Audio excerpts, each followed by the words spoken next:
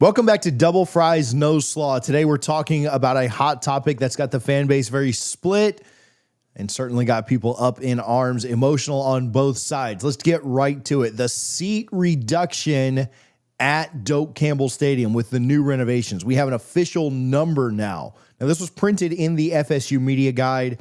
I know a lot of outlets ran with it. I think Zach Blostein and Chris Nee kind of caught this first, and then everybody else kind of used their work to write articles and stories on it, and we are too. But instead of crediting the media guide, which is where it was, shout out those Noles 247 guys that caught this. The stadium's capacity has dropped by over 12,000 seats due to the renovations, from just over 79,000 to just over 67,000. Is this an absolute catastrophe like some folks are claiming? I don't know that I would go that far. Let's jump into the numbers. Doak Campbell Stadium's capacity was 79,560 before the renovations, but the new 2025 season's media guide listed at 67,277. That's a drop of just over 12,000 seats, 12,283 for those math nerds out there that have to get the exact number. It's a significant cut. There's no doubt about it. But here's the thing. Other projections had people fearing and speculating about a drop that might be between 50 and 60,000 seats, right? Some people were estimating that we could be at a 55,000 seat stadium. Some people saying we'd be under 60. To come in well above that, not be at like 61, but to come in at over 67,000 is a good thing. It turns out the reality of the situation is that the projections, the estimates that people were figuring on is way less dramatic than we originally thought.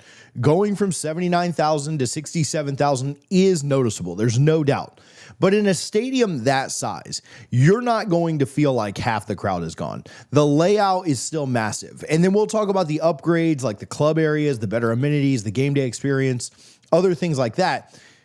But you're not going to notice a massive drop off. The people up in arms over, oh man, it's not going to be the home field advantage that it once was. If Florida State is winning and they're taking care of business on the field, the number being 67 or 79 is not the difference. It's the passion of the fans. It's the band. It's the way the acoustics in the stadium are constructed, which already wasn't one of the best construct. Like obviously Ben Hill Griffin, their fans aren't more passionate. Their just stadium is built acoustically a little bit better. Same thing with Death Valley. Same thing with some other big places. I think this is obviously a hot button topic. This is something that people on both sides have very valid arguments. But at the end of the day, if you're winning and if your team is playing in massive games, that place can get loud. That place was loud last year on Labor Day night. Coming off of the Georgia Tech loss, it was still allowed to start the game against Boston College. And that was with about 50,000 people there due to the construction going on. Winning on the field is what will not only pack the seats, it's what will give Florida State the home field advantage that they've always enjoyed. Now, I will pause for a moment and talk about the fans who have been hit the hardest. If you've lost your season tickets or had to relocate or were asked to relocate because of the renovation and the price is jumping a ton, I do feel bad for you. Moving seats isn't just a logistical headache. It's losing years of tradition. Maybe that perfect tailgating spot, if your parking got moved, whatever, your go-to view. I understand the frustration of longtime season ticket holders. It is completely understandable. Keeping every seat was possible in theory, but with a stadium that's dating back to the 1950s, the upgrades were long overdue. The university had a very tough choice to balance the history with progress, and that meant tough choices. To those affected, this is about improving Doak for the long haul. Adding new premium seating and facilities were the goal. It's not easy, but I do feel for you. I'm not trying to discount that at all. If you want to share your comments, your frustration, you're certainly welcome to. The one bright spot, the one positive, is that everyone was still offered season tickets. Now, might that have been in not as good of seats, not as good of a view, not the same home side, whatever? Yes. No one was taking, nobody didn't have the ability to buy season tickets. Season tickets were still available before, and still are, but were and are still available Obviously, that Alabama game is sold out, so I don't know if you can get that in with your season tickets anymore. But season tickets have and are still available for people that want to sit in Doak Campbell Stadium. If you did lose that perfect tailgate spot, I will quickly tell you about our tailgate.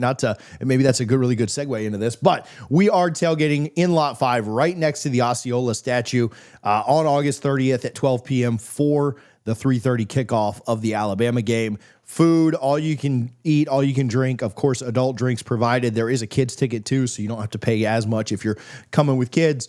You can go to fsubama.eventbrite.com to get tickets. We would look forward to seeing you out there. You can see Doak Campbell in the stadium, or in the background of that picture right there. Guard of the Goldfish usually stops by. I'd assume it's a new Goldfish coming by this year. I don't know if it's the same guy that floated around through 2 and 10. That season probably killed him, but come hang out with us at the tailgate. We would certainly enjoy having you. So why shake up a classic stadium like Doak? Well, at the end of the day, the stadium needed it. The infrastructure was showing in its age, and according to Seminole Boosters, the $265 million renovations brought in modern seating, better concession, new club areas, and it's all about keeping FSU competitive.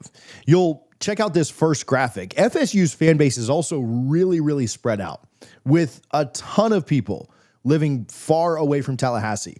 I think it's right there at 8% of people that are residents in the state of Florida live within 150 miles of Tallahassee. What's that mean? Everybody that comes to Tallahassee, 92% of people that come to Tallahassee are coming from 3 hours or more away.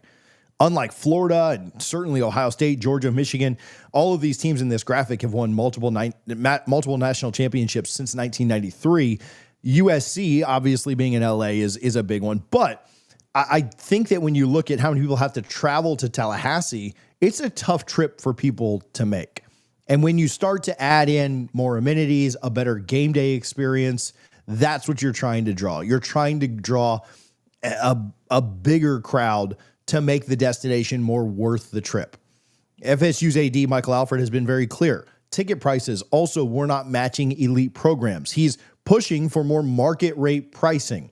Why is that? Well, this doesn't make anybody who lost their season tickets feel better, but for a long time, people have had pretty elite seats and not really had to pay very much for them. This puts Florida State more in line with the elites of college football, not even into the top 10 of ticket prices per Alfred on this very channel, but it does kind of give Florida State a little bit more revenue compared to some SEC and Big Ten programs when they're in an ACC that is paying them less money. It is an investment, and it's a sacrifice for some people. There is no doubt about it, but it is an investment to elevate the revenue for the program. But let's keep it real. None of this matters if we're not winning. A renovated stadium with 67,000 seats won't mean much if the team is struggling. Some folks on Twitter and X worry about ticket revenue with jabs at a lame duck coaching staff. But FSU's history backs this up. When we're winning, like that 10-win 2022 season or the 13-win 2023 season, the seats fill up no matter the capacity. Look at this second chart. The focus has to be on the field. It's bringing in top talent. It's letting the wins drive the revenue. When Florida State has success, look at their capacity. Look at their percentage of the stands that are filled up. When they're not very good, look at 2018, 2019, 2020, 2021. 2020 is a little bit of a misnomer, and it's actually not even on that chart because of the COVID year. But look at the seating when we're winning versus when we're not. A reduced capacity is not going to deter fans if we're winning in the ACC or any conference like we're supposed to. Here's the big question for FSU, though. Will those 67,000 plus seats sell? With renovations live for the 2025 season, FSU's got to market these tickets smartly. Some of the tickets are already sold out. You look at that Alabama game, you look at other games they're playing, and they've sold a ton of them. But if Florida State is not able to perform well, say they lose to Alabama, and then they lose on the road at Virginia, how do you think the rest of the season pans out as far as ticket sales? What about those games after Alabama? How crowded do you think that Kent State game is? How crowded do you think that East Texas A&M game is?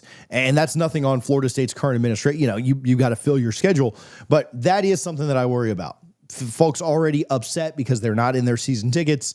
And what if you come out and you get blown out by Bama? Certainly nobody on this channel wants that to happen, but it's a reality that you're nearly a 2-touchdown dog right now. What if you lose that game by 20? Do you think anybody's showing up for that Kent State game or that East Texas A&M game? I doubt that we would see a stadium that even has 50,000 people in it.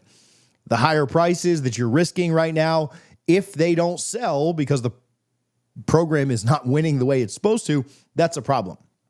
Now, Alfred's certainly banking on a loyal fan base, but empty sections in a bad season would certainly raise red flags. Watch those early games. Now, again, the Alabama game is sold out. It's going to be an electric environment. It will be a ton of fun. But if other games don't move, it might be a wake-up call for Florida State. That's the take today. The reduction from 79,000 to 67,000, not as big of a deal as we thought it would be, will not impact the game day environment, the game day experience like maybe we thought it would, but the upgrades were very much needed. And winning ultimately is what's going to fix everything.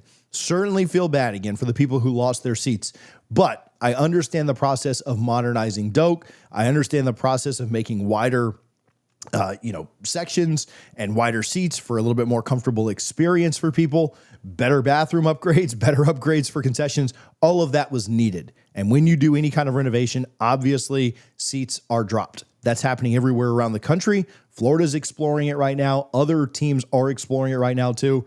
Is it what you want? No. Would you love to have a 100,000 person stadium? Absolutely. Just not really realistic for the Seminoles at this time. Would love to hear your thoughts down in the comments. If you have any stories, again, come tailgate with us before the Alabama FSU game. We'll have TVs, food, drinks, shade, everything you want, and be right outside of Doak. We look forward to your thoughts, your responses. Be in Charlotte tomorrow for ACC kickoff. Let us know if you have any questions or thoughts there as well. We'll talk to you soon here on Double Fries No Slaw.